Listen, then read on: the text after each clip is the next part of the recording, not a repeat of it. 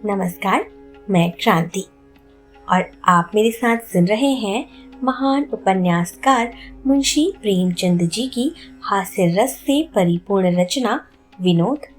उन्होंने यूं तो मनोविनोद पर बहुत कम कहानियां लिखी, पर जो कुछ भी लिखी आप खुद को हंसने से रोक नहीं पाएंगे। यह कहानी छात्र चक्रधर के इर्द गिर्द घूमती है। वह सीधा साधा, धर्मनिष्ठ, हवन इत्यादि करने वाला एक हिंदू छात्र है। उसे सब पंडित जी कहा करते हैं।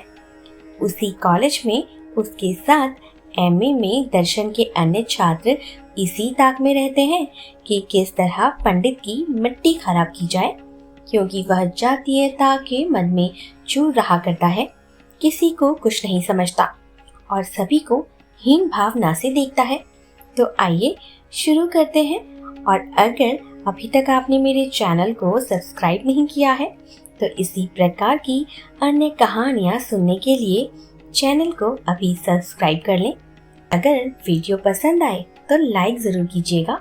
विद्यालयों में विनोद की जितनी लीलाएं होती रहती हैं, वे यदि एकत्र की जा सके तो मनोरंजन की बड़ी उत्तम सामग्री हाथ आ जाए। वहाँ अधिकांश छात्र जीवन की चिंताओं से मुक्त रहते हैं। कितने ही तो परीक्षाओं की चिंता से भी बरी रहते हैं। वहाँ मटर गश्त करने, गप्पे उड़ाने और हंसी मजाक करने के सिवा उन्हें कोई और काम नहीं रहता। उनका क्रियाशील उत्साह कभी विद्यालय के नाट्य मंच पर प्रकट होता है तो कभी विशेष उत्सवों पर।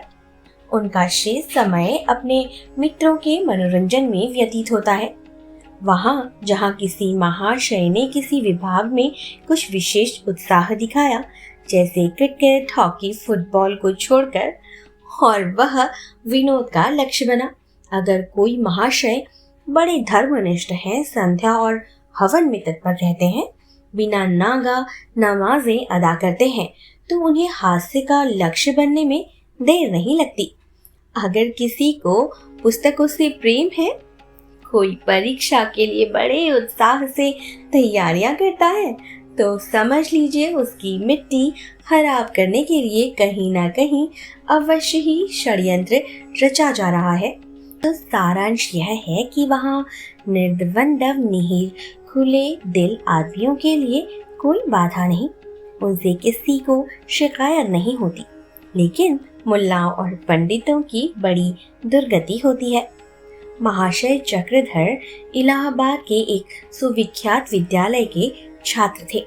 एमए क्लास में दर्शन का अध्ययन करते थे, परंतु जैसा विद्वंजों का स्वभाव होता है, हंसी दिल लगी से कोसों दूर भागते थे। जातीयता का गर्व बस पूछो मत, उसी में हमेशा चूर रहा करते थे। हिंदू आचार विचार की सरलता और पवित्रता पर मुग्ध थे। उन्हें नेकटाई, कॉलर, वास्केट आदि वस्त्रों से घृणा थी। सीधा साधा मोटा कुर्ता और चमरौंधे जूते पहनते। प्रातः काल नियमित रूप से संध्या हवन करके मस्तक पर चंदन का तिलक लगाया करते थे। ब्रह्मचर्य के सिद्धांतों के अनुसार सिर घुटाते थे, किंतु लंबी चोटी रख छोड़ी थी। उनका कथन था कि चोटी रखने में प्राचीन आर्य ऋषियों ने अपनी सर्वज्ञता का प्रचंड परिचय दिया है। चोटी के द्वारा शरीर की अनावश्यक उष्णता बाहर निकल जाती है और विद्युत प्रवाह शरीर में प्रविष्ट करता है। इतना ही नहीं, शिखा को ऋषियों ने हिंदू जातीयता का मुख्य लक्षण घोषित किया है। भोजन सदैव अपने हाथ से बनाते, और वह भी बहुत सुपाच्य और सूक्ष्म। उनकी धारणा थी कि आहार का मनुष्य के नैतिक विकास पर विशेष प्रभाव पड़ता है। विजातीय वस्तुओं को हेय समझते थे, कभी क्रिकेट या हॉकी के पास न फटकते। पाश्चात्य सभ्यता के तो वह दुश्मन ही थे। यहाँ तक कि अंग्रेजी लिखने बोलने में भी उन्हें संकोच होता था, जिसका परिणाम यह था कि उनकी अंग्रेजी कमजोर थी और वह उसमें सीधा सा पत्र भी मुश्किल से लिख सकते थे। मगर उनको कोई व्यसन था तो सिर्फ पान खाने का। इसके गुणों का समर्थन और वैदिक ग्रंथों से उसकी परिपुष्टि भी किया करते थे। विद्यालयों के खिलाड़ियों को इतना धैर्य कहाँ कि ऐसा शिकार देखें और उस पर निशाना ना मारे। आपस में कानाफूसी होने लगी कि इस जंगली को सीधे रास्ते पर लाना चाहिए। कैसा पंडित बना फिरता है, किसी को कुछ समझता ही नहीं।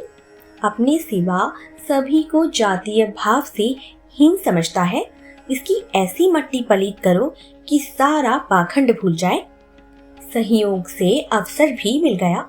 कॉलेज खुलने के थोड़े ही दिनों बाद एक एंग्लो इंडियन रमणी दर्शन के क्लास में सम्मिलित हुई। वह कवि कल्पित सभी उपमाओं की आगार थी। सेब का सा खिला हुआ रंग, सुकोमल शरीर, साहस्य छवि और उस पर मनोहर वेशभूषा। छात्रों को विनोद का मसाला हाथ लग गया।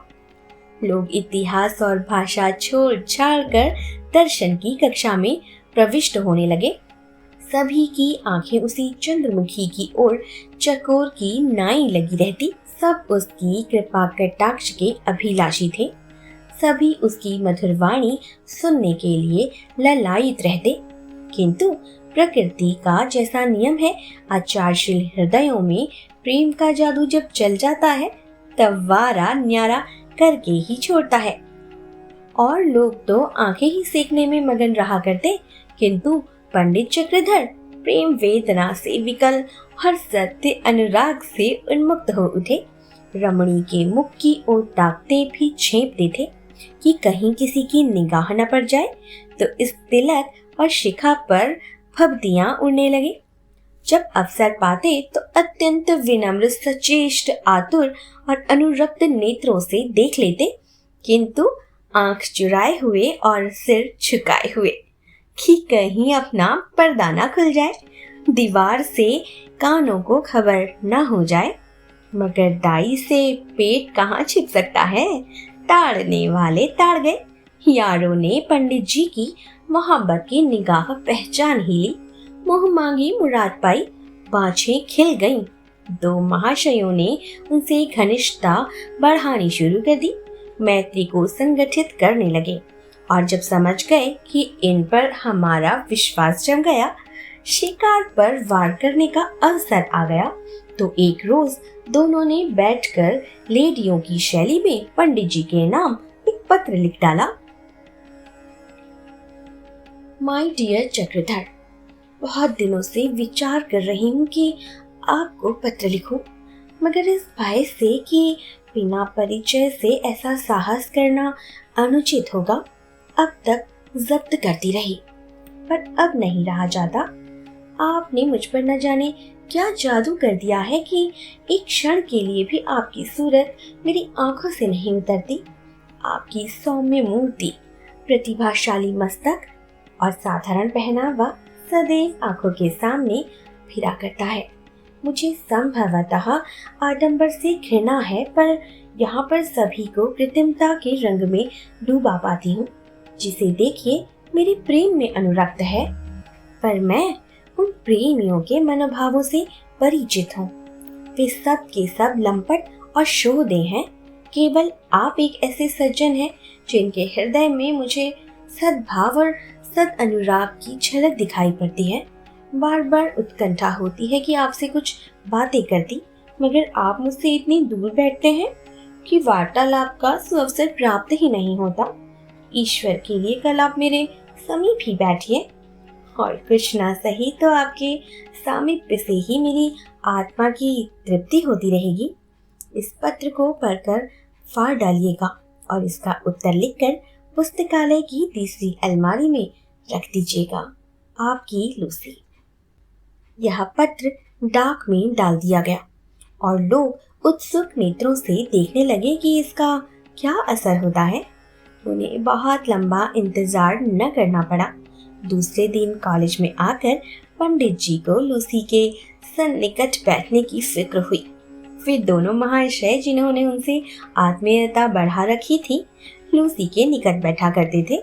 एक का नाम था नईम और दूसरे का गिरधर सहाय। चक्रधर ने आकर गिरधर से कहा, यार तुम मेरी जगह जा बैठो, मुझे यहाँ बैठने दो। नईम, क्यों, आपको हसद होता है क्या? चक्रधर, हसद बसद की बात नहीं, वहाँ प्रोफेसर साहब का लेक्चर सुनाई नहीं देता। मैं कानों से भी जरा भारी हूँ। गिरिधर, पहले तो आपको यह बीमारी ना थी, यह रोग कब से उत्पन्न हो गया? नहीं, और फिर प्रोफेसर साहब तो यहाँ से और भी दूर हो जाएंगे जी। चक्रधर, दूर हो जाएंगे तो क्या, यहाँ अच्छा रहेगा। मुझे कभी कभी झपकियां आ जाती हैं, सामने डर लगा रहता है कि कहीं उनकी निगाह न पड़ जाए। गिरिधर, आपको तो झपकियां ही आती हैं ना, यहाँ तो वही घंटा सोने का है, पूरी एक नींद देता हूँ। फिर नहीं, तुम भी अजीब आदमी हो। जब दोस्त होकर एक बात कहते हो तो उसको मानने में तुम्हें क्या ऐतराज? चुपके से दूसरी जगह जा बैठो। गिरिधर, अच्छी बात है, छोड़े देता हूँ, किंतु यह समझ लीजिए कि यह साधारण त्याग नहीं है। मैं अपने ऊपर बहुत जब्र कर रहा हूँ। कोई दूसरा लाख रुपये भी देता तो यह जगह ना छोड़ता। नईम, अरे भाई, यह जन्नत है जन्नत, लेकिन दोस्त की खातिर भी तो कोई चीज है। चक्रधर ने कृतज्ञतापूर्ण दृष्टि से देखा और वहां जाकर बैठ गए। थोड़ी देर बाद लूसी वहां पर आ गई और अपनी जगह पर बैठ गई। अब पंडित जी बार बार उसकी ओर सापेक्ष भाव से ताकते रहे कि वह कुछ बातचीत करे, और वह प्रोफेसर की भाषण सुनने में तन्मय हो रही थी। आपने समझा शायद लज्जावश नहीं बोलती। लज्जाशीलता रमणियों का सबसे सुंदर आभूषण भी तो है। उसके डेस्क की ओर मुंह फेर फेर कर ताकने लगे। उसे इनके पान चबाने से शायद घृणा होती थी, किंतु पंडित जी इतनी सूक्ष्मदर्शी, इतने कुशाग्र बुद्धि न थे, इतने प्रसन्न थे मानो सातवें आसमान पर हैं। सबको उपेक्षा की दृष्टि से देखा करते थे, मानो प्रत्यक्ष रूप से कह रहे थे कि तुम्हें यह सौभाग्य कहाँ नसीब, मुझ सा प्रतापी और कौन होगा। दिन तो गुजरा। संध्या समय पंडित जी नईम के कमरे में आए और बोले, यार, एक लेटर राइटर की आवश्यकता है। किसका लेटर राइटर सबसे अच्छा है? नईम ने गिरधर की ओर कनखियों से देखकर पूछा, लेटर राइटर लेकर क्या कीजिएगा? गिरिधर, फजूल है, नईम खुद एक लेटर राइटर से कम है क्या? चक्रधर ने कुछ सकुचाते हुए कहा, अच्छा, कोई प्रेम पत्र लिखना हो तो कैसे आरंभ किया जाए? नईम, डार्लिंग लिखते हैं, और जो बहुत ही घनिष्ठ संबंध हो तो डियर डार्लिंग लिख सकते हैं। चक्रधर, और समाप्ति कैसे करना चाहिए? नईम, पूरा हाल बताइए तो खत ही ना लिख दें। चक्रधर, नहीं, आप इतना बता दीजिए, मैं लिख लूंगा। नईम, अगर बहुत प्यारा माशूक हो तो लिखिए योर डाइंग लवर, और अगर साधारण प्रेम हो तो लिख सकते हैं योर्स फॉर एवर। चक्रधर, कुछ शुभकामना के भाव भी तो रहने चाहिए ना? नईम, बेशक, बिना आदाब के भी कोई खत होता है, और वो भी मोहब्बत का। माशूक के लिए आदाब लिखने में फकीरों की तरह दुआएं देनी चाहिए। आप लिख सकते हैं, God give you ever lasting grace and beauty, या फिर आप लिख दें, may you remain happy in love and lovely. Chakradhar, कागज पर लिख दो। गिरिधर ने एक पत्र के टुकड़े पर कई वाक्य लिख डाले। जब भोजन करके लौटे तो चक्रधर ने अपने किवाड़ बंद कर लिए और खूब बना बना कर पत्र लिखा। अक्षर बिगड़ बिगड़ जाते थे, इसलिए कई बार लिखना पड़ा। कहीं पिछली पहर जाकर पत्र समाप्त हुआ, तब आपने इसे इत्र में बसाया। दूसरे दिन पुस्तकालय में निर्दिष्ट स्थान पर रख दिया। यार लोग तो ताक में थे ही, पत्र उड़ा लाए और खूब मजे लेकर पढ़ने लगे। 3 दिन के बाद चक्रधर को फिर एक पत्र मिला। लिखा, माय डियर चक्रधर, तुम्हारी प्रेम पत्री मिली। बार बार पढ़ा, आंखों से लगाया, चुंबन लिया। कितनी मनोहर महक थी। ईश्वर से यही प्रार्थना है कि हमारा प्रेम भी ऐसे ही सुरभि सिंचित रहे। और आपको शिकायत है कि मैं आपसे बातें क्यों नहीं करती? प्रिय, प्रेम बातों से नहीं, हृदय से होता है। जब मैं तुम्हारी ओर से मुंह फेर लेती हूँ तो मेरे दिल पर क्या गुजरती है यह मैं ही जानती हूँ। एक दबी हुई ज्वाला है जो मेरे अंदर ही अंदर मुझे भस्म कर रही है। आपको मालूम नहीं कितनी आंखें हमारी ओर एकटक ताकती रहती हैं। जरा भी संदेह हुआ और चिरवियोग की विपत्ति हमारे सिर पड़ी तो इसलिए हमें बहुत ही सावधान रहना चाहिए। तुमसे एक याचना करती हूँ, क्षमा करना। मैं तुम्हें अंग्रेजी पोशाक में देखने को बहुत ही उत्कंठित हो रही हूँ। यूँ तो तुम चाहे जो वस्त्र भी धारण करो मेरी आंखों के तारे हो। विशेषकर तुम्हारा सादा कुर्ता मुझे बहुत ही सुंदर मालूम होता है। फिर भी बाल्यावस्था से जिन वस्त्रों को देखते चली आई हूँ ना, उन पर विशेष अनुराग होना स्वाभाविक है। मुझे आशा है कि तुम निराश ना करोगे। मैंने तुम्हारे लिए एक वास्केट बनवाई है, उसे मेरे प्रेम का तुच्छ उपहार समझकर स्वीकार करो। तुम्हारी लूसी। पत्र के साथ एक छोटा सा पैकेट था। वास्केट उसी में बंद था। यारों ने आपस में चंदा करके बड़ी उदारता से उसका मूलधन एकत्र किया था। उस पर 100% से भी अधिक लाभ होने की संभावना थी।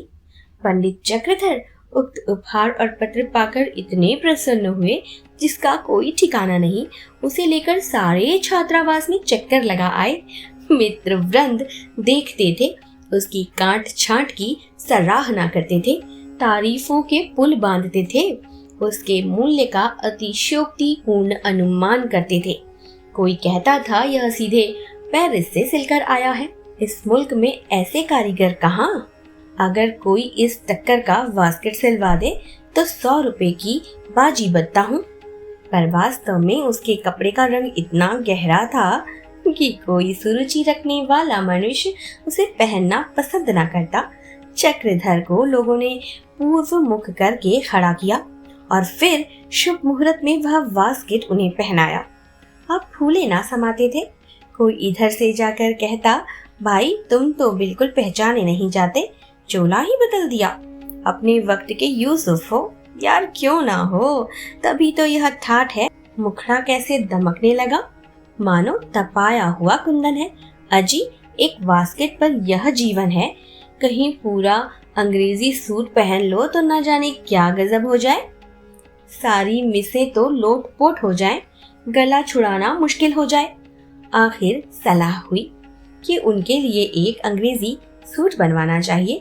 इस कला के विशेषज्ञ उनके साथ गुट बांध कर सूट बनवाने चले। पंडित जी घर से तो संपन्न थे ही, एक अंग्रेजी दुकान से बहुमूल्य सूट ले लिया। रात को इसी उत्सव में गाना बजाना भी हुआ। दूसरे दिन 10 बजे लोगों ने पंडित जी को सूट पहनाया। आप अपनी उदासीनता दिखाने के लिए बोले, मुझे तो अच्छा नहीं लगता, आप लोगों को ना जाने ये कपड़े क्यों अच्छे लगते हैं। नहीं, जरा आईने में अपनी सूरत तो देखिए, तो मालूम हो। खासे शहजादे मालूम पड़ते हो। तुम्हारे हुस्न पर तो मुझे रस्क आता है। खुदा ने तो आपको ऐसी सूरत दी और उसे आप मोटे कपड़ों में छिपाए हुए थे। चक्रधर को नेक टाई बांधने का ज्ञान न था। बोले, भाई इसे तो ठीक कर दो। गिरिधर सहाय ने नेक टाई इतनी कसकर बांधी कि पंडित जी को सांस लेना भी मुश्किल हो गया। बोले, यार ये बहुत तंग है। गिरिधर, इसका फैशन ही यह है, हम क्या करें, ढीली टाई ऐब में दाखिल है। नईम, इन्होंने तो फिर भी बहुत ढीली रखी है, अगर मैं होता तो और भी कसकर बांधता। चक्रधर, अजी यहाँ तो दम घुट रहा है। नईम, और टाई की मंशा ही क्या है, इसीलिए तो बांधी जाती है कि आदमी बहुत जोर जोर से सांस न ले सके। चक्रधर के प्राण संकट में थे, आंखें सजल हो रही थी, चेहरा सुर्ख हो गया था, मगर टाई को ढीला करने की हिम्मत न पड़ती थी। इस सज धज के आप कॉलेज चले तो मित्रों का एक गोल सम्मान का भाव दिखाई देता आपके पीछे पीछे चला, मानो बारातियों का समूह है, एक दूसरे की तरफ ताकता और रुमाल में मुंह दबाकर हंसता। मगर पंडित जी को क्या खबर, वह तो अपनी धुन में मस्त थे। अकड़ अकड़ कर चलते हुए आकर क्लास में बैठ गए। थोड़ी देर बाद लूसी भी आई। पंडित का यह वेश देखा तो चकित हो गई। उसके अधरों पर मुस्कान की एक अपूर्व रेखा अंकित हो गई। पंडित जी ने समझा यह उसके उल्लास का चिन्ह है। बार बार मुस्कुराकर उसकी ओर ताकने और रहस्यपूर्ण भाव से देखने लगे, किंतु वह लेश मात्र भी ध्यान न देती थी। पंडित जी की जीवनचर्या, धर्मोत्साह और जातीय प्रेम में बड़े वेग से परिवर्तन होने लगे। सबसे पहले शिखा पर छुरा फिरा, अंग्रेजी फैशन के बाल कटवाए गए। लोगों ने कहा, यह क्या महाशय, आप तो फरमाते थे कि शिखा द्वारा विद्युत प्रवाह शरीर में प्रवेश करता है, अब वह किस मार्ग से जाएगा? पंडित जी ने दार्शनिक भाव से मुस्कुराकर कहा, अरे मैं तुम लोगों को उल्लू बनाता था, क्या मैं इतना भी नहीं जानता कि यह सब पाखंड है? मुझे अंतःकरण से इस पर कभी भी विश्वास नहीं था। आप लोगों को चकमा देना चाहता था। नहीं वल्लाह, आप तो बड़े ही झांसेबाज निकले। हम लोग तो आपको बचिया के ताऊ ही समझते रहे, मगर आप तो आठों गांठ को मैत निकले। चक्रधर देखता कि लोग क्या कहते हैं। शिखा के साथ साथ संध्या और हवन की भी इतिश्री हो गई। हवन कुंड कमरे में चारपाई के नीचे फेंक दिया गया। कुछ दिनों के बाद सिगरेट के जले हुए टुकड़े रखने के काम आने लगा। जिस आसन पर बैठकर हवन करा करते थे वह पायदान बन गया। अब प्रतिदिन साबुन रगड़ते, बालों में कंघी करते और सिगार पीते। यार उन्हें चंग पर चढ़ाए रहते थे। यह प्रस्ताव हुआ कि इस चंडूल से बास्केट के रुपये वसूल करने चाहिए, मय सूद के। फिर क्या था, लूसी का एक पत्र आ गया। आपके रूपांतरण से मुझे जितना आनंद हुआ उसे शब्दों में मैं प्रकट नहीं कर सकती। आपसे मुझे ऐसी ही आशा थी। अब आप इस योग्य हो गए हैं कि कोई यूरोपियन लेडी आपके सहवास में अपना अपमान नहीं समझ सकती। अब आपसे प्रार्थना केवल यही है कि मुझे अपने अनंत और अविरल प्रेम का कोई चिन्ह प्रदान कीजिए, जिसे मैं सदैव अपने पास रख सकूं। मैं कोई बहुमूल्य वस्तु नहीं, केवल प्रेमोपहार ही चाहती हूँ। चक्रधर ने मित्रों से पूछा, अपनी पत्नी के लिए कुछ सौगात भेजना चाहता हूँ, क्या भेजना उचित होगा? जनाब, यह तो उसकी तालीम और मिजाज पर मुनहसर है। अगर वह नए फैशन की लेडी है तो कोई बेशकीमती सुबक वजहदार चीज या ऐसी ही कोई भी चीज भेज दीजिए। मसलन रुमाल, रिस्ट वॉच, लेवेंडर की शीशी, फंसी कंघी या फिर आईना, लॉकेट, ब्रूस वगैरह कुछ भी। और खुदा न खास्ता अगर कोई गवारिन है तो किसी दूसरे आदमी से पूछे, मुझे गवारिनों के मिजाज का कोई इल्म नहीं। चक्रधर, जनाब अंग्रेजी पढ़ी हुई है, बड़े ऊंचे खानदान की है। नहीं तो फिर मेरी सलाह पर अमल कीजिए। संध्या समय मित्रगण चक्रधर के साथ बाजार गए और ढेरों की ढेरे चीजें बटोर लाए। सब की सब ऊंचे दर्जे की, कोई 75 रुपए खर्च हुए, मगर पंडित जी ने उफ तक न की। हंसते हुए रुपये निकाले। लौटते वक्त नईम ने कहा, अफसोस हमें ऐसी खुशमिजाज बीवी न मिली। गिरिधर, जहर खा लो जहर। नईम, भाई दोस्ती के माने तो यही है कि एक बार हमें भी उनकी जियारत हो। क्यों पंडित जी, आप इसमें कोई हरज समझते हैं क्या? गिरिधर, खैर खुदा उन्हें जल्द दुनिया से नजात दे। रातों रात पैकेट बना और प्रातःकाल पंडित जी उसे ले जाकर लाइब्रेरी में रखा आए। लाइब्रेरी सवेरे ही खुल जाती थी, कोई अड़चन न हुई। उन्होंने इधर मुंह फेरा, उधर यारों ने माल उड़ाया और चंपत हो गए। नईम के कमरे में चंद हिसाब से हिस्सा बटा हुआ था। किसी ने घड़ी पाई, किसी ने कुछ और किसी ने कुछ। 1 रुपये के बदले 5-5 रुपये हाथ लगे। प्रेमी जन का धैर्य अपार होता है। निराशा पर निराशा होती है और धैर्य हाथ से नहीं छूटता। पंडित जी बेचारे विपुल धन व्यय करने के पश्चात भी प्रेमिका के संभाषण का सौभाग्य प्राप्त न कर सके। प्रेमिका भी विचित्र थी, जो पत्रों में तो मिश्री खोल देती मगर प्रत्यक्ष दृष्टिपात भी न करती। बेचारे बहुत चाहते थे कि स्वयं ही अग्रसर हो, पर हिम्मत न पड़ती थी। विकट समस्या थी, किंतु इससे भी वह निराश न थे।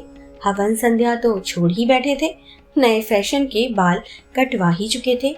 अब बहुधा अंग्रेजी ही बोलते, यद्यपि वह बहुत अशुद्ध और भ्रष्ट होती थी।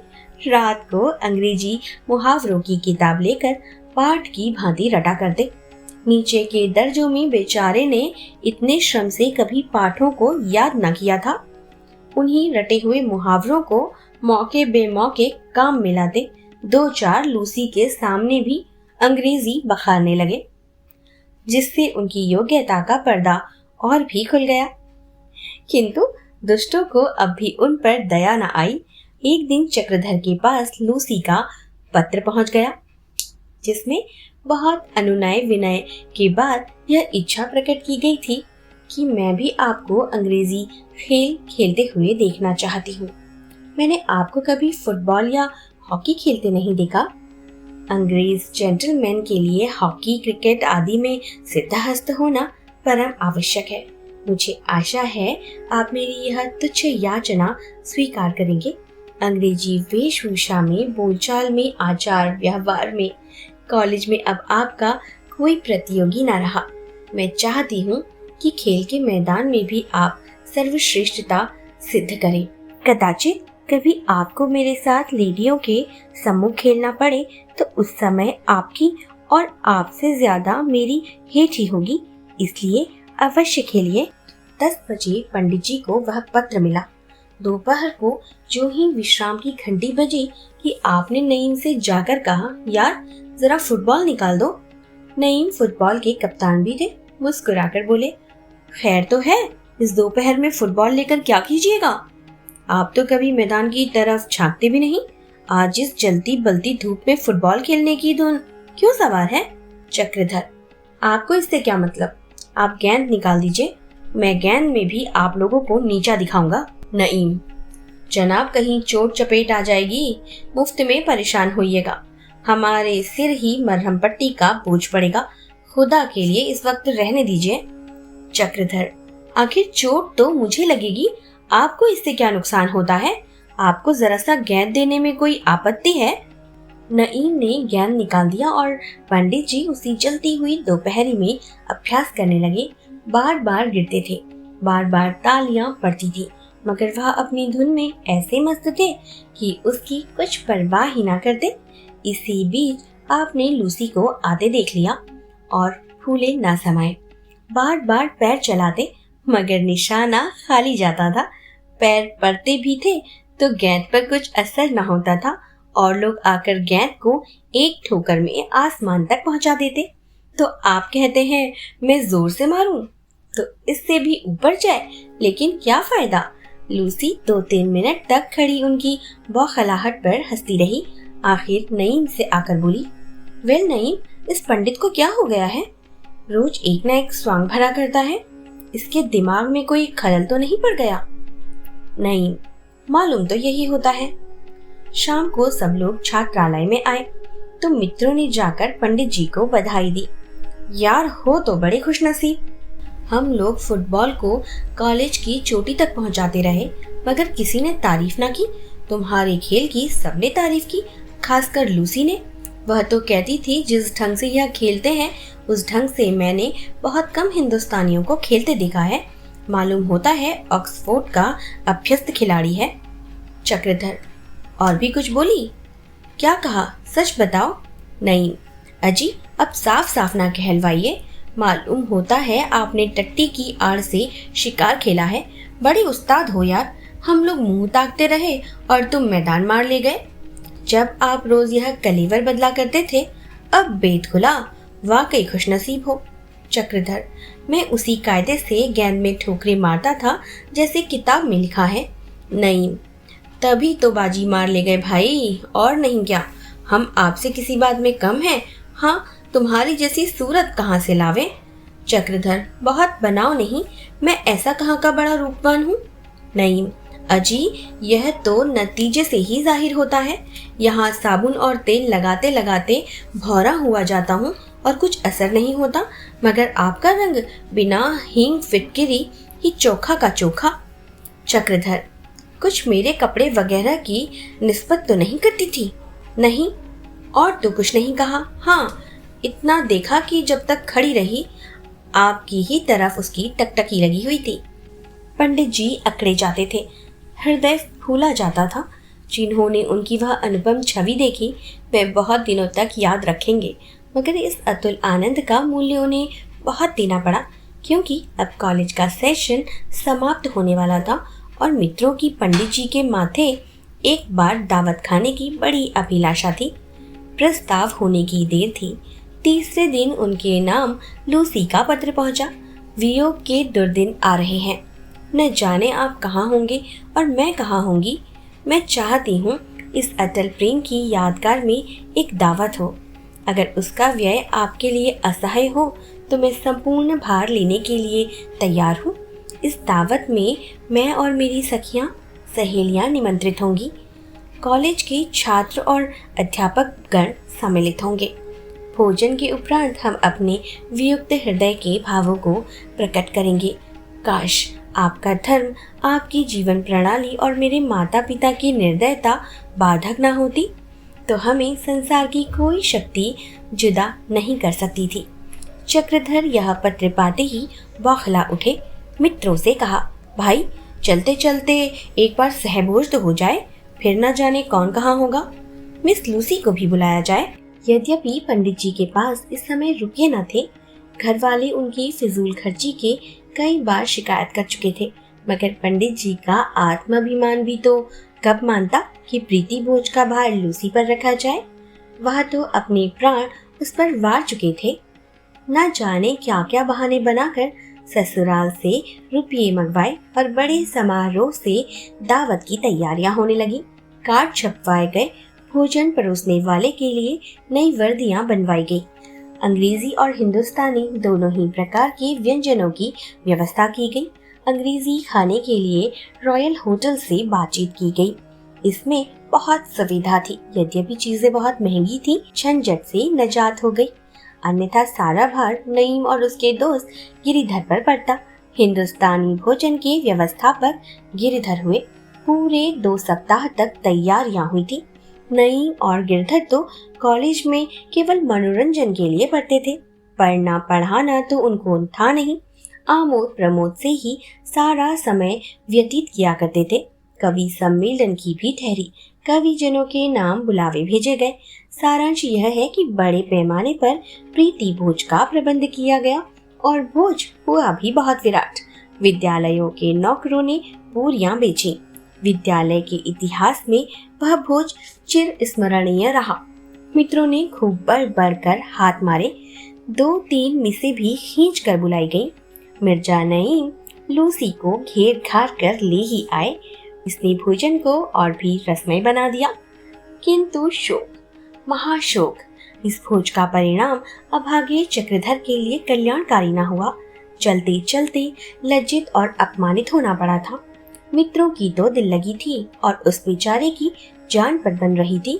सोचे, अब तो विदा होते ही हैं, फिर मुलाकात हो या ना हो, अब किस दिन के लिए सब्र करें। मन के प्रेमोद्गार को निकाल ही क्यों ना ले, कलेजा चीर कर दिखा ही क्यों ना दे। और लोग तो दावत खाने में जुट गए थे। वह मदन बाण पीड़ित युवक बैठा सोच रहा था कि यह अभिलाषा क्यों कर पूरी हो। अब यह आत्मदमन क्यों, लज्जा क्यों, विरक्ति क्यों, गुप्त रोदन क्यों, मौन मुखापेक्षा क्यों, अंतर वेदना क्यों। बैठे बैठे प्रेम को क्रियाशील बनाने के लिए मन में बल का संचार करते रहे। कभी देवताओं का स्मरण करते, कभी ईश्वर को अपनी भक्ति याद दिलाते। अवसर की ताक में इस भांति बैठे थे जैसे बगुला मेंढक की ताक में बैठता है। भोज समाप्त हो गया। पान इलायची बिट चुकी थी। वियोग वार्ता हो चुकी थी। मिस लूसी अपनी श्रवण मधुर वाणी से हृदयों में हाहाकार मचा चुकी और भोजशाला से निकलकर बाइसिकल पर बैठी। उधर कवि सम्मेलन में इसी तरह मिसरा पड़ा गया। कोई दीवाना बनाए, कोई दीवाना बने। इधर चक्रधर चुपके से लूसी के पीछे हो लिए और साइकिल को भयंकर वेग से दौड़ते हुए उसे आधे रास्ते में जा पकड़ा। वह इन्हें इस व्यग्रता से आते देखकर सहम उठी कि कोई दुर्घटना तो नहीं हो गई। बोली, वेल पंडित जी, क्या बात है? आप इतने बदहवास क्यों हैं? कुशल तो है? चक्रधर का गला भर आया, कंपित स्वर से बोले, अब आपसे सदैव के लिए ही बिछुड़ जाऊंगा। यह कठिन विरह पीड़ा कैसे सही जाएगी? मुझे तो शंका है कि मैं कहीं पागल ना हो जाऊं। लूसी ने विस्मित होकर पूछा, आपकी क्या मंशा है? आप बीमार हैं क्या? चक्रधर, आह डियर डार्लिंग, तुम पूछती हो मैं बीमार हूँ? मैं मर रहा हूँ, प्राण निकल रहे हैं, केवल प्रेमाभिलाषा का अवलंबन है। यह कहकर आपने उसका हाथ पकड़ना चाहा। वह उनका उन्माद देखकर भयभीत हो गई। क्रोध में आकर बोली, आप मुझे यहाँ रोककर मेरा अपमान कर रहे हैं? इसके लिए आपको पछताना पड़ेगा। चक्रधर, लूसी देखो, चलते चलते इतनी निष्ठुर ना बनो। मैंने यह विरह के दिन किस तरह काटे हैं सो मेरा दिल ही जानता है। मैं ही ऐसा बेहया हूँ कि अब तक जीता रहा। कोई दूसरा होता तो अब तक चल बसा होता। बस केवल तुम्हारी सुधामयी पत्रिकाएं ही मेरे जीवन का एकमात्र आधार थी। लूसी, मेरी पत्रिकाएं? कैसी? मैंने कब आपको पत्र लिखे? आप कोई नशा करके तो नहीं आए हैं? चक्रधर, डियर डार्लिंग, इतनी जल्द ना भूल जाओ, इतनी निर्दयता ना दिखाओ। तुम्हारे वे प्रेम पत्र जो तुमने मुझे लिखे हैं मेरे जीवन की सबसे बड़ी संपत्ति रहेंगे। तुम्हारे अनुरोध से मैंने यह वेश धारण किया, अपना संध्या हवन छोड़ा, यह आचार व्यवहार ग्रहण किया। देखो तो जरा मेरे हृदय पर हाथ रखकर कैसी धड़कन हो रही है। मालूम होता है बाहर निकल पड़ेगा। तुम्हारा यह कुटिल हास्य मेरे प्राण लेकर ही छोड़ेगा। लूसी, तुम भंग खाकर तो नहीं आए हो? या किसी ने तुम्हें चकमा तो नहीं दिया है? मैं तुमको प्रेम पत्र लिखती? हाँ, जरा अपनी सूरत तो देखो, खासे बैनिले सुअर मालूम होते हो। किंतु पंडित जी अभी तक यही समझ रहे थे कि वह उनसे विनोद कर रही है। उसका हाथ पकड़ने की चेष्टा करके बोले, प्रिय, बहुत दिनों के बाद यह सुअवसर मिला है, अब न भागने पाओगी। लूसी को अब क्रोध आ गया। उसने जोर का एक चांटा उनके लगाया और सीने की भांति गरज कर बोली, यू ब्लडी, हट जा रास्ते से, नहीं तो अभी पुलिस को बुलाती हूँ रास्कल। पंडित जी चांटा खाकर चौंधिया गए। आंखों के सामने अंधेरा छा गया। मानसिक आघात पर यह शारीरिक वज्रपात, यह दोहरी विपत्ति। वह तो चांटा मारकर हवा हो गई और यह वहीं जमीन पर बैठकर इस संपूर्ण वृतांत की मन ही मन आलोचना करने लगे। चांटे ने बाहर की आंखें आंसुओं से भर दी थी, पर अंदर की आंखें खोल दी। कहीं कॉलेज के लौंडों ने यह शरारत तो नहीं की? अवश्य यही बात है। पाजियों ने बड़ा चकमा दिया, तभी सबके सब मुझे देख देख कर हंसा करते थे। मैं भी तो कुछ कम अकल नहीं हूँ कि इनके हाथों टेसू क्यों बनता। बड़ा झांसा दिया, उम्र भर याद रहेगा। वहां से छल्लाए हुए आए और नईम से बोले, तुम बड़े दगाबाज हो, परले सिरे के धूर्त, पाजी, उल्लू, गधे, शैतान। नईम, आखिर कोई बात भी कहिए या गालियां ही देते जाइएगा। गिरिधर, क्या बात हुई? कहीं लूसी ने आपको कुछ कहा तो नहीं? चक्रधर, उसी के पास से आ रहा हूँ, चांटा खाकर और मुंह में कालिख लगवाकर। तुम लोगों ने मिलकर मुझे खूब उल्लू बनाया। इसकी कसर न लूं तो मेरा नाम नहीं। मैं नहीं जानता था कि तुम लोग मेरे मित्र बनकर मेरी गर्दन पर छुरा चला रहे हो। अच्छा, जो वह गुस्से में आकर पिस्तौल चला देती तो? नहीं। अरे यार, माशूकों की खाते निराली होती हैं। चक्रधर, तुम्हारा सिर माशूक चांटे लगाया करते हैं। वे आंखों से तीर चलाते हैं, कटार मारते हैं या हाथों से मुष्टि प्रहार करते हैं। गिरिधर, उसने आपसे क्या कहा? चक्रधर, क्या कहा? अपनी विरह व्यथा की मैं गाथा सुनाता रहा। इस पर उसने ऐसा चांटा रसीद किया कि कान भन्ना उठे। हाथ हैं उसके या पत्थर हैं? गिरिधर, गजब ही हो गया। आप हैं निरे चोंच। भले आदमी, इतनी मोटी बुद्धि है तुम्हारी। हम क्या जानते थे कि आप ऐसे छिछोरे हैं, नहीं तो मजाक ही क्यों करते। अब आपके साथ हम लोगों पर भी आफत आ गई। कहीं उसने प्रिंसिपल साहब को शिकायत कर दी तो ना इधर के और ना उधर के, और जो कहीं अपने किसी अंग्रेज आशना से कह दिया तो जान के लाले पड़ जाएंगे। अरे यार, बड़े बेवकूफ हो, निरे चोंच हो तुम। इतना भी नहीं समझे कि यह सब दिल लगी थी? ऐसे बड़े खूबसूरत भी तो नहीं हो। चक्रधर, दिल लगी तुम्हारे लिए थी, मेरी तो मौत हो गई। चिड़िया जान ले गई, लड़कों का खेल हुआ। अब चुपके से मेरे 500 रुपए लौटा दीजिए, नहीं तो गर्दन ही तोड़ दूंगा। नहीं, रुपयों के बदले खिदमत चाहे ले लो। कहो तुम्हारी हजामत बना दूं, जूते साफ कर दें, सर सहला दें, बस खाना देते जाना। कसम ले लो जो जिंदगी भर कहीं जाऊं या तरक्की के लिए कहूं, माँ बाप के सिर तो बोझ टल जाएगा। चक्रधर, अरे यार मत जले पर नमक छिड़को। आपके आप गए, मुझे भी ले डूबे। तुम्हारी तो अंग्रेजी अच्छी है, लोट पोट कर निकल ही जाओगे। अरे मैं तो पास भी नहीं हो पाऊंगा, बदनाम हुआ सो अलग, वह अलग 500 की चपत भी पड़ गई। अरे यह दिल लगी है कि गला काटना। खैर समझूंगा, और चाहे मैं ना समझूं, पर ईश्वर जरूर समझेंगे। नहीं, अरे भाई गलती हो गई, मुझे खुद इसका अफसोस है। गिरधर, खैर रोने धोने का अभी बहुत मौका है। अब यह बतलाइए कि लूसी ने प्रिंसिपल से कह दिया तो क्या नतीजा होगा? तीनों आदमी निकाल दिए जाएंगे। चक्रधर, मैं तो प्रिंसिपल से तुम लोगों की सारी कलई खोल दूंगा। नहीं। क्यों यार, दोस्त के यही मायने हैं क्या? चक्रधर, जी हाँ, आप जैसे दोस्तों की यही सजा है। इधर तो रात भर मुशायरे का बाजार गरम रहा और इधर यह त्रिमूर्ति बैठी प्राण रक्षा के उपाय सोच रही थी। प्रिंसिपल के कानों तक बात पहुंची तो आफत आ जाएगी। अंग्रेज वाली बात है ना जाने क्या हो जाए।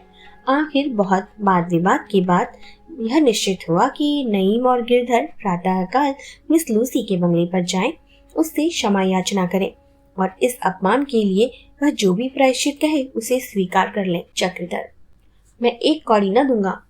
नहीं, ना देना भाई, हमारी जान तो है ना। गिरिधर, जान लेकर वह चाटेगी, पहले रुपये की फिक्र कर लो। वह बिना तावान लिए न मानेगी। नहीं भाई चक्रधर, खुदा के लिए इस वक्त दिल छोटा ना करो, नहीं तो हम तीनों की मट्टी खराब हो जाएगी। जो कुछ हुआ उसे माफ कर दो, अब फिर ऐसी खता कभी ना होगी।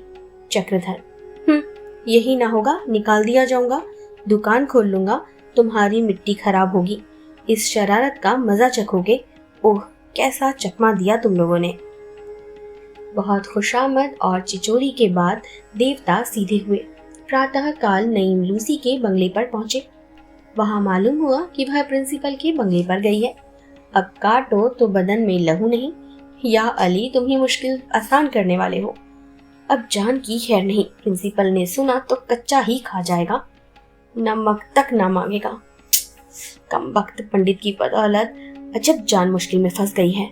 इस बेहुदे को क्या सूझी कि चला नाजनीन से इश्क लड़ाने। बन बिलास की सी तो सूरत है और खब्त कि वह माहरू मुझ पर रीछ गई है। हमें भी अपने साथ डुबाए देता है। कहीं लूसी से रास्ते में मुलाकात हो गई तो शायद आरजू मिन्नत करने से मान जाए, लेकिन जो वहां पहुंच चुकी है तो फिर कोई उम्मीद नहीं। वह फिर पैर गाड़ी पर बैठे और बेतहाशा प्रिंसिपल के बंगले की तरफ भागे। ऐसे तेज जा रहे थे मानो पीछे मौत आ रही थी। जरा सी ठोकर लगती तो हड्डी पसली चूर चूर हो जाती, पर शोक कहीं लूसी का पता नहीं। आधा रास्ता निकल गया और लूसी की गर्द तक नजर न आई। नैराश्य ने गति को मंद कर दिया था। फिर हिम्मत करके चले, बंगले के द्वार पर भी मिल गई तो जान बच जाएगी। सहसा लूसी दिखाई दी। नईम ने पैरों को और भी तेज चलाना शुरू किया। वह प्रिंसिपल के बंगले के दरवाजे पर पहुंच चुकी थी। एक सेकंड में ही फारा न्यारा होता था। नाव डूबती थी या पार जाती थी। हृदय उछल उछल कर कंठ तक आ रहा था। जोर से पुकारा, miss Turner, hello miss Turner, जरा ठहरो। लूसी ने पीछे मुड़कर देखा। नईम को पहचान कर ठहर गई और बोली, मुझसे उस पंडित की सिफारिश करने तो नहीं आए हो ना? मैं प्रिंसिपल से उसकी शिकायत करने जा रही हूँ। नहीं तो पहले मुझे और गिरधर दोनों को गोली मार दो, फिर जाना। लूसी, बेहया लोगों पर गोली का असर नहीं होता। उसने मुझे बहुत इंसल्ट किया है। नहीं लूसी, तुम्हारे कसूरबार हम ही दोनों हैं। वह बेचारा पंडित तो हमारे हाथों का खिलौना था। सारी शरारत हम लोगों ने की थी, कसम तुम्हारे सिर की। हम दोनों उसे दिल बहलाव का एक स्वांग बनाए हुए थे, इसकी हमें जरा भी खबर नहीं थी कि वह तुम्हें छेड़ने लगेगा। हम तो समझते थे कि उसमें इतनी हिम्मत ही नहीं है। खुदा के लिए उसे माफ कर दो, वरना हम तीनों का खून तुम्हारी गर्दन पर होगा। लूसी, खैर तुम कहते हो तो प्रिंसिपल से नहीं कहूंगी, लेकिन शर्त यह है कि पंडित मेरे सामने 20 मर्तबा कान पकड़कर उठक बैठक करेगा और मुझे कम से कम 200 रुपए मुआवजा देगा। नहीं लूसी, इतनी बेरहम ना बनो। यह समझो उस गरीब के दिल पर क्या गुजर रही होगी। काश अगर तुम इतनी हसीन ना होती। लूसी मुस्कुरा कर बोली, खुशामद करना तो कोई तुमसे सीख ले। नहीं तो अब वापस चलो। लूसी, मेरी दोनों शर्तें मंजूर करते हो ना? नहीं, तुम्हारी दूसरी शर्त तो हम सब मिलकर पूरी कर देंगे, लेकिन पहली शर्त सख्त है। बेचारा जहर खाकर मर जाएगा। हाँ, उसके एवज में मैं 50 दफा कान पकड़कर उठ बैठ सकता हूँ। लूसी, तुम छटे हुए शोहदे हो, तुम्हें शर्म कहाँ? मैं उसी को सजा देना चाहती हूँ। बदमाश मेरा हाथ पकड़ना चाहता था। नहीं, जरा भी रहम ना करोगी? लूसी, नहीं, 100 बार नहीं। नईम लूसी को साथ लाए। पंडित के सामने दोनों शर्तें रखी गई तो बेचारा बिलबिला उठा, लूसी के पैरों पर गिर पड़ा और सिसक सिसक कर रोने लगा। नईम और गिरधर भी अपने कुकृत्य पर लज्जित हुए। अंत में लूसी को दया आ गई। बोली, अच्छा, इन दोनों में से कोई एक शर्त मंजूर कर लो, मैं माफ कर दूंगी। लोगों को पूरा विश्वास था कि चक्रधर रुपये वाली ही शर्त स्वीकार करेंगे। लूसी के सामने वह कभी कान पकड़कर उठा बैठी न करेंगे। इसलिए जब चक्रधर ने कहा, मैं तो रुपये न दूंगा, हाँ 20 की जगह 40 बार उठा बैठी कर लूंगा, तो सब लोग चकित हो गए। नईम ने कहा, यार क्यों हम लोगों को जलील करते हो, रुपये क्यों नहीं दे देते? चक्रधर, रुपये बहुत खर्च कर चुका, अब इस चुड़ैल के लिए कानी कौड़ी तो खर्च करूंगा नहीं। 200 बहुत होते हैं, इसने समझा होगा चलकर मजे से 200 रुपये मार लाऊंगी और गुलछर्रे उड़ाऊंगी। यह न होगा, अब तक रुपये खर्च करके अपनी हंसी कराई है, अब बिना खर्च किए हंसी कराऊंगा। मेरे पैरों में दर्द हो बला से, सब लोग हंसे मेरी बला से, पर इसकी मुट्ठी तो गर्म ना होगी। यह कहकर चक्रधर ने कुर्ता उतार फेंका, धोती ऊपर चढ़ा ली और बरामदे से नीचे मैदान में उतरकर उठा बैठी करने लगे। मुखमंडल क्रोध से तमतमाया हुआ था, पर वह बैठके लगाए जाते थे। पंडित ने अगर बुद्धिमत्ता का कभी परिचय दिया था तो इसी अवसर पर। सब लोग खड़े थे, पर किसी के होठों पर हंसी न थी। सब लोग दिल में कटे जाते थे। यहाँ तक कि लूसी को भी सिर उठाने का साहस न होता था। सिर गड़ाए बैठी हुई थी। शायद उसे खेद हो रहा था कि मैंने नाहक यह दंड योजना की। 20 बार उठते बैठते कितनी देर लगती है? पंडित ने खूब उच्च स्वर से गिन गिन कर 20 की संख्या पूरी की और गर्व से सिर उठाए अपने कमरे में चले गए। लूसी ने उन्हें अपमानित करना चाहा था, उल्टे उसी का अपमान हो गया। इस दुर्घटना के पश्चात 1 सप्ताह तक कॉलेज खुला रहा, किंतु पंडित जी को किसी ने हंसते ना देखा। वह विमन और विरक्त भाव से अपने कमरे में बैठे रहते थे। लूसी का नाम जुबान पर आते ही झल्ला पड़ते थे। इस साल की परीक्षा में पंडित जी फेल हो गए और इस कॉलेज में फिर न आए, शायद अलीगढ़ चले गए। कहानी यहीं पर समाप्त होती है। आपको कैसी लगी मुझे जरूर बताइए। अगली कहानी में आपसे जल्दी ही मिलती हूँ। तब तक मेरे चैनल को लाइक, शेयर और सब्सक्राइब करना ना भूलें। धन्यवाद।